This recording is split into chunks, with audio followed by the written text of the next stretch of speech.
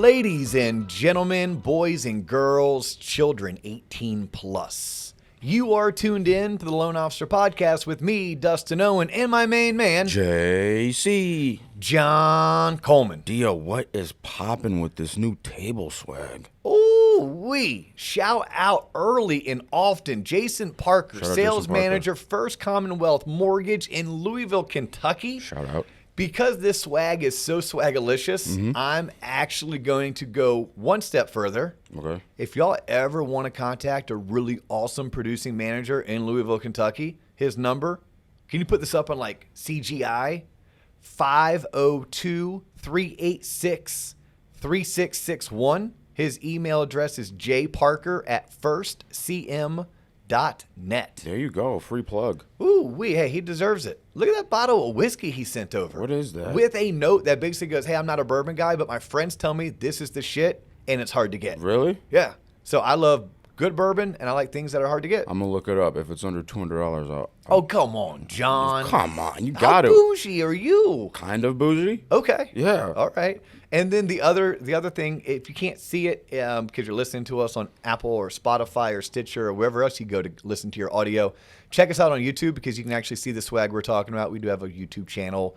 It's growing. We love it when you subscribe because I can watch the ticker tick up every single time someone subscribes. But it's a gnome. GNOME. It is a gnome. It's like a garden gnome, a bobblehead gnome, and it's in the Louisville Cardinal uniform because my beloved Knights of UCF Never heard of them. have vomited all over themselves 2 years in a row and have lost to Jason Parker's team, the University of Louisville. They might get Cardinals. They might get relegated to the MEAC. Hopefully they won't be relegated to the MEAC, whatever the MEAC is. But no, UCF is going Big 12, and University of Louisville is in the ACC. There you go. So whatever, UCF beat another ACC opponent last week. They beat Georgia Tech. For whatever reason, Louisville has their number. Jason and I always have a bet, and he's won it 2 years in a row. So by the way, JC, you know what Jason gets? He gets another free year of TLOP Premium. So he loves the website, theloanofficerpodcast.com, or what I affectionately call tloponline.com. It's an awesome website filled with a bunch of free content, but some of the really good content, we do ask for a monthly donation of $25 a month. Except for Jason Parker. He gets the premium content for free. Apparently. Because I am very bad at gambling. Don't we all know that? I am very bad at gambling. Vegas loves your ass. Oh, there's D.O. They do.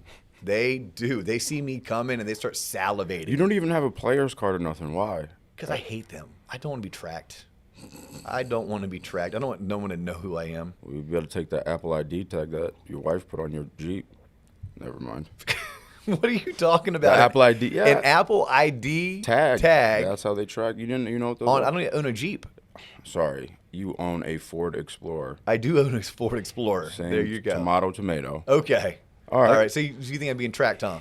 Think or no? No, you think the government's tracking you, though. Of course. And aliens. Aliens are more so than the government. Okay. Aliens first and then the government. Those are probably John Coleman's two biggest fears. Aliens put the government in place. All right. I like that thought process. It's a real thought. Yeah.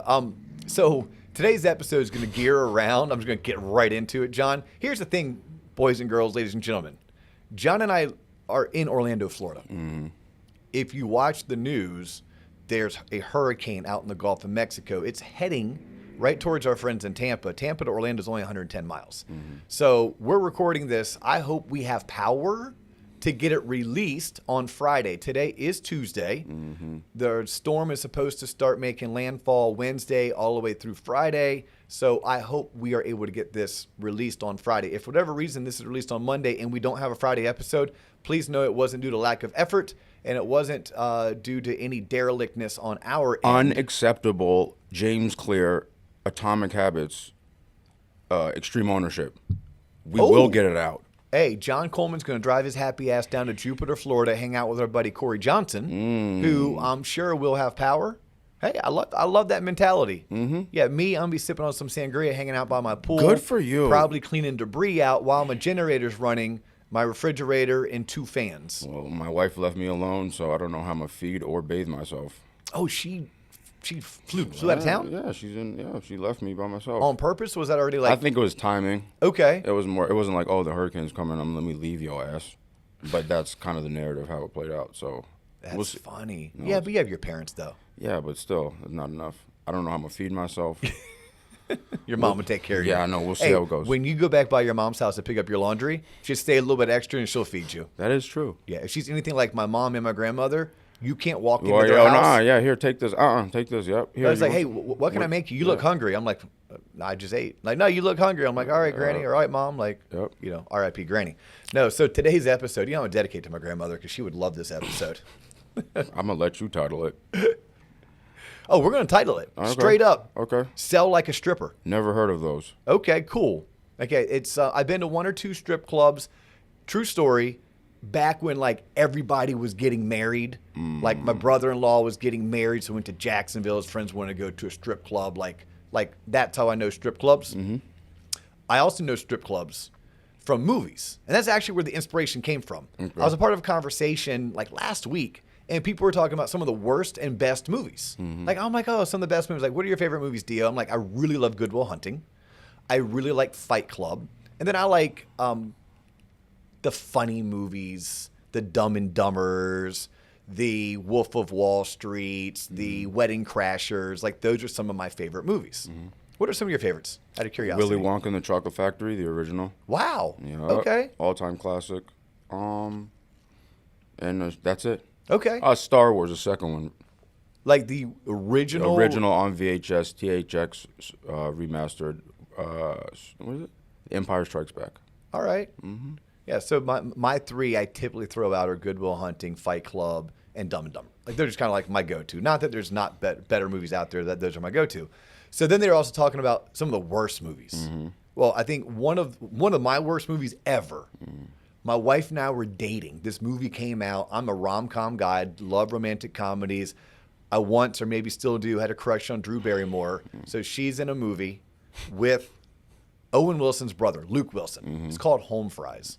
One of the worst movies I've ever seen. I've never walked out of a movie theater. I walked out of that one. It was terrible. God-awful. Sounds like it was shitty. Terrible. What's the worst movie you've seen? I don't know. Every time I turn on the TV and I watch the news. Okay, that's it. The local news is yours. Okay, yeah. But people were talking, and one of the classics is Showgirls. It's a movie about strippers. Right. Okay. Entertainers. But it was a big deal, like when I was in high school, because it was the chick from Saved by the Bell was going to be naked, and it was blasted. It was terrible. I think it was like one of the first movies that came out. NC-17 today would probably be PG-13, but back then it was NC-17. Right. And then they're like, oh well, once we got on that kick, they're like, oh my God, Magic Mike sucks. I was like, wait a minute, never seen it. Magic Mike 2 sucks, but Magic Mike was actually a pretty good movie. Really?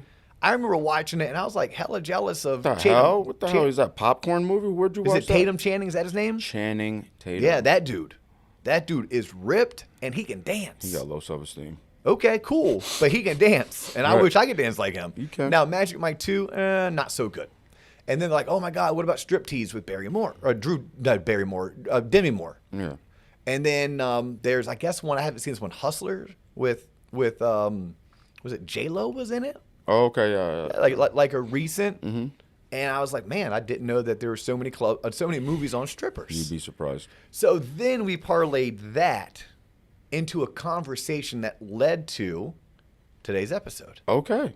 So I've always thought if I ever were to write a book, which at this point I have zero ambition to write a book, I would love to dictate a book and have a ghostwriter sit there and take down a bunch of my thoughts and ideas and then put it into a book format. Mm-hmm. But I don't know if I want to actually dedicate writing 1 to 3 pages a day every single day for the next 300 days to put together a manuscript that can then go off to an editor. Right. If I did, I would potentially title my book Sell Like a Stripper. Okay. Entertainer, like to be called.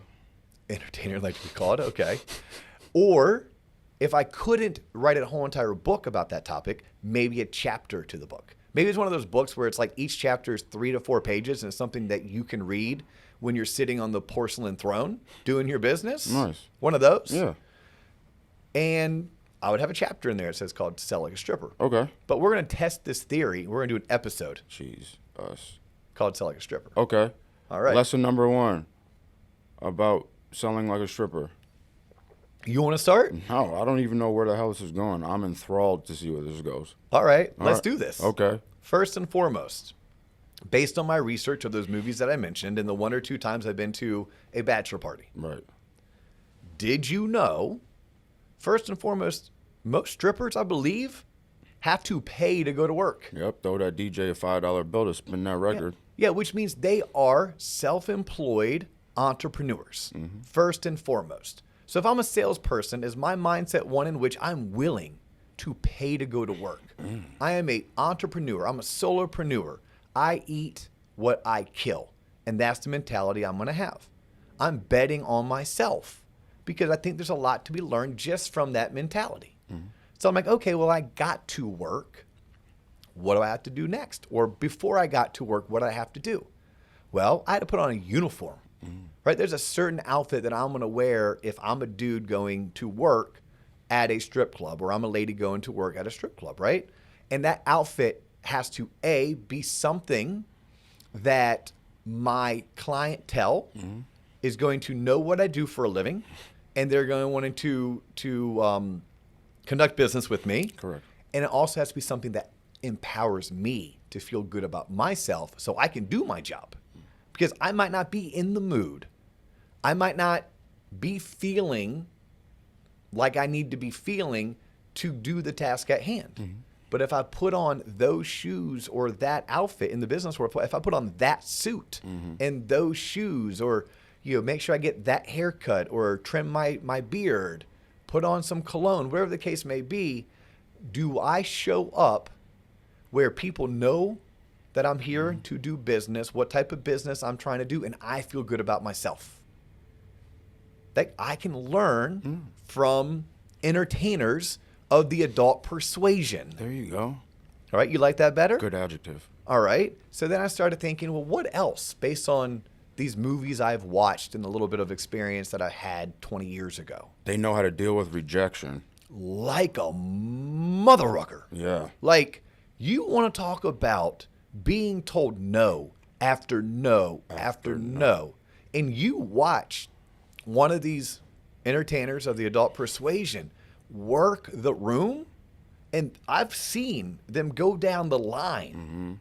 Hey, would you like a dance? No. Nope. Will you buy me a drink? No. Do you want to dance? No. And they keep going until eventually someone says, Yes. yeah, sure. Sure. Right? I'll buy you a drink. Cool. The drink leads to, hey, would you like a dance? Person may say no. Crap. Let me start all over again. And they do that, right? From, I don't know what time they get to work. Let's say they get to work at 9 a.m. and they work till 9 p.m. and they get to work at 3 a.m. I don't know. Sure. But they do that over and over and over again. They'll come back to the same person an hour later to ask them. And I'm like, no, the answer was no. Like, no, I don't do dances. Like, I'm literally here with the bachelor party. I'm going to sit at the bar. I'm going to watch whatever you have on TV. Hopefully it's sports. And I'll make small talk with the bartender. That's kind of more my scene. But that doesn't stop. Then their friends see them getting rejected, and they go talk to the same person, Same one. like over and over again. I'm like, wow. If I wanted to learn from a entertainer of the adult persuasion, can't use the word stripper around John Coleman, his feelings get hurt. God, I want to know what you were doing in Tampa back in 1999 through 2003. 1990. How are you paying your bills, John? Nothing. I didn't have no money for that. I said, hey, exactly. What were you doing to pay your bills? Working at a bank. Okay, if that's what you want to call it. And nonetheless, and I digress, let's get back on topic. Let's think about how that pertains to the business world, right? They're okay handling objection. They understand it takes X amount of no's to get to a yes. Sometimes you have to ask the same person multiple times. Sometimes your ask may have been too big. Maybe you went out of the gates, you asked to go to the champagne room, and what you should have asked for is, can I sit here? Right. Hey, can you sit here? Sure, you can sit here. Don't go to the champagne room? Hell to the no, right? That's not me. I ain't got the money for it, right? Yep. But it's the consistency, it's the persistence, and it's never getting down on themselves, understanding that they have a job to do. This is a job for them. It's a way to make money, and in many cases, really good money.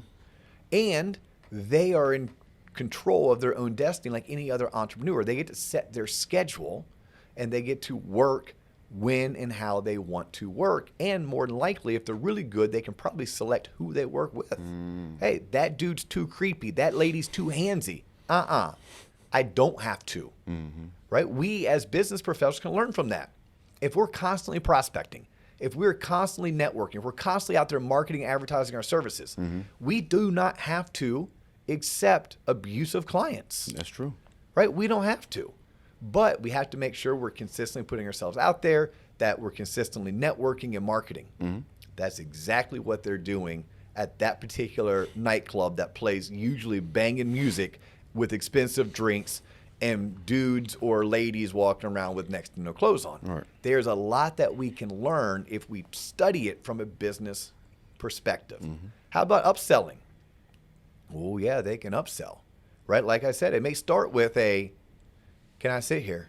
Then it may be like, hey, will you buy me a drink? I don't know if those performers get paid to sell drinks or if literally they need liquid courage. I'm guessing, because again, the little bit of research that I did on the topic, which I actually did a little Google searching, and yeah, I remember some bits and pieces from the movie, and I'm assuming the movie did a hell of a lot of research, but like a lot of times they'll charge John Coleman to buy Trinity a vodka soda, and really it's just soda water.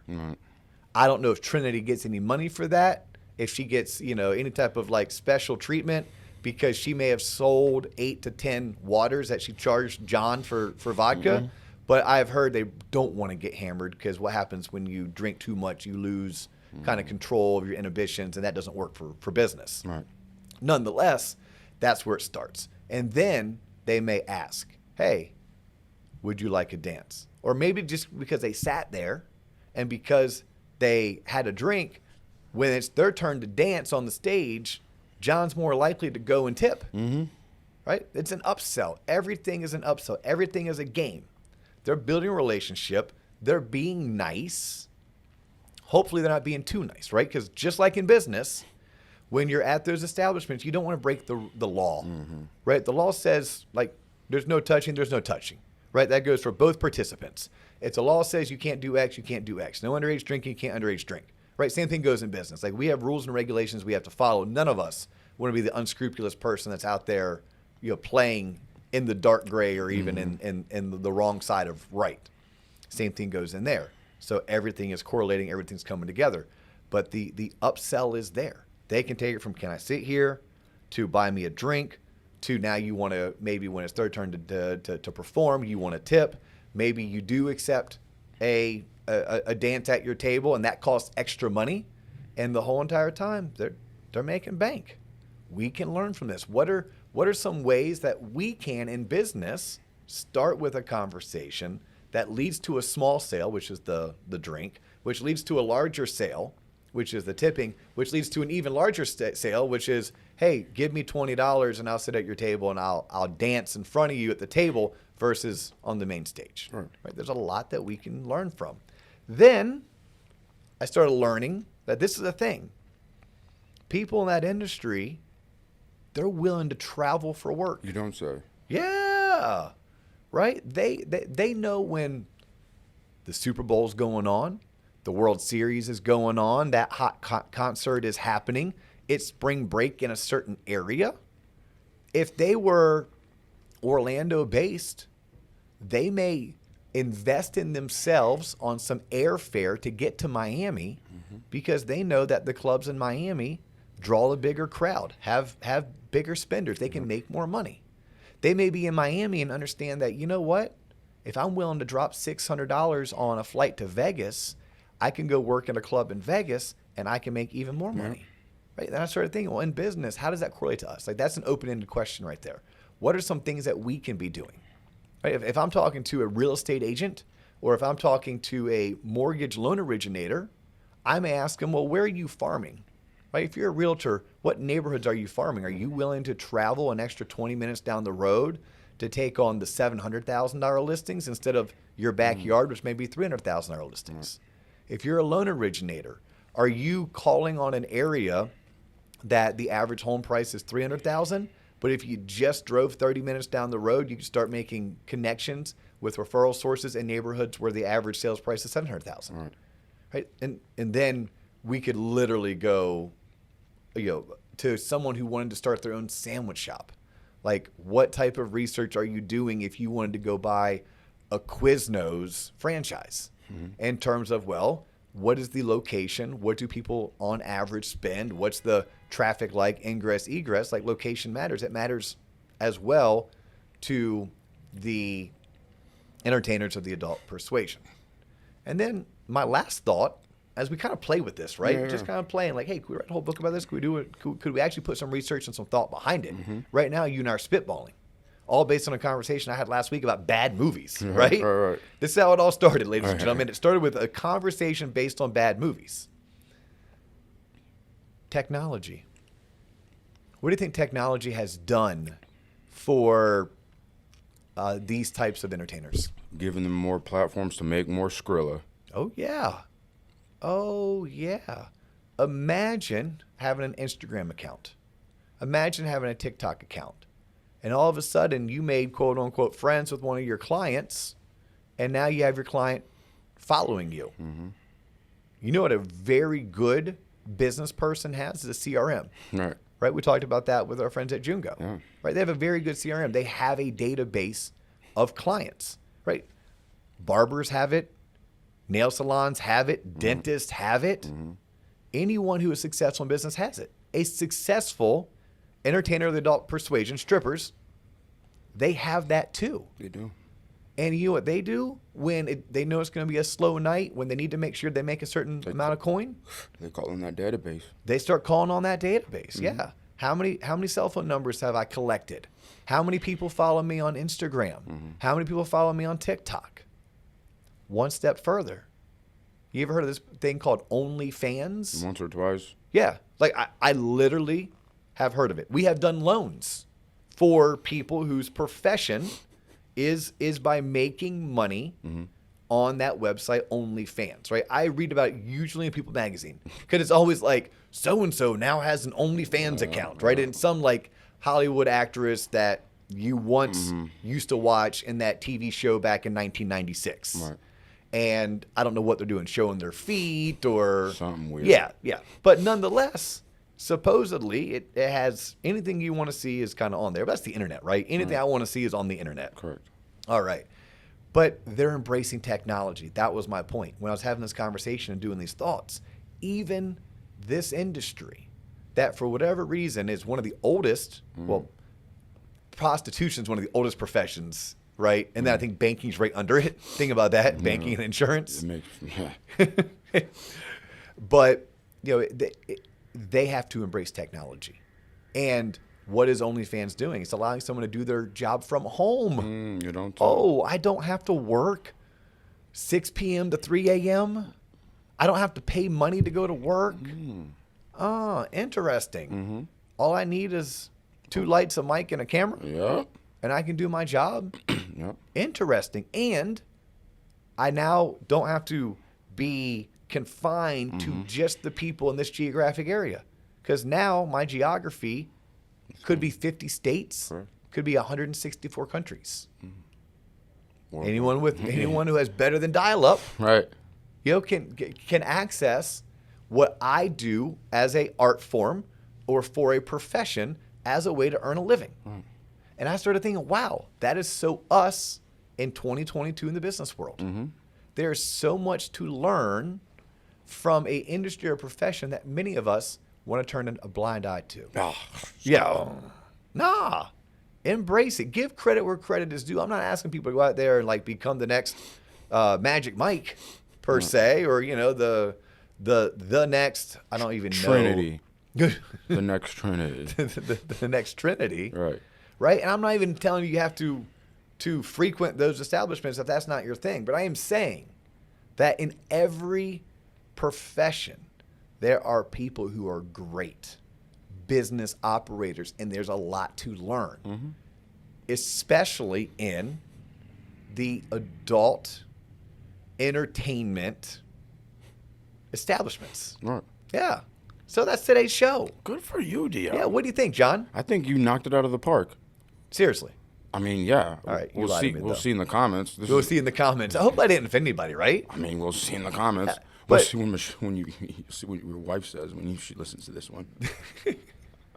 Luckily, my wife knows me really well, and she knows enough that I'm like, man, I would love to write a book. And if I wrote a book, I have known that I would title a book, Sell Like a Stripper. Have you ever done a loan for an adult entertainer? Personally, no. But in our office, oh yeah, like we legit have done loans for those that work at the establishments, but we've done most recently OnlyFans twice. Really? Yeah, making bank. I'm Bank. talking like 110 grand for one person, 300 grand for the other person. That's a bank statement loan right there. 2 years of taxable, 2 years income. No, just check. Here's my No, login. it was a normal self-employed. Really? Yeah, I mean, we had to treat it like a self-employed 1099, right? So we had to get 2 years of tax returns, both business and personal. Actually, it wasn't a business return; it was all Schedule C income. But we had Schedule C income, and there was some income that came in from like Instagrams, some income that came in from OnlyFans, and oh yeah, qualified all day long, all day long, and I mean it's a legitimate profession. It is. Right? Kind of like being a loan officer. It's not a profession everybody wants and everyone can do. Right. But it is a legitimate profession. And there's a lot that we can learn from it, which is why I said, hey, let's dedicate some time Right. at a minimum to make our audience say, yeah, that's the whole purpose of this show, right? We want to educate, entertain, and if possible, motivate and inspire. Yeah.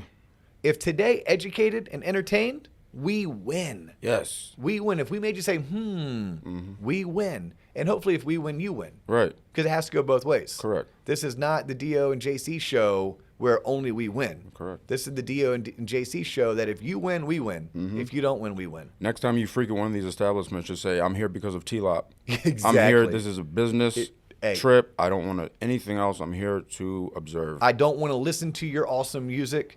I don't want to see you scantily clothed or get naked. I am just taking notes. Yes. Wait, I like that. It is. Hey, look, if you all want to support what we're doing, if you like this type of content and you want more of it, here's all we ask at this standpoint. Like and share. That's it. I mean, share it with friends, with coworkers, with clients. With strangers, why not? With strangers, why not? Check out our website, TLOPonline.com. TLOPonline.com.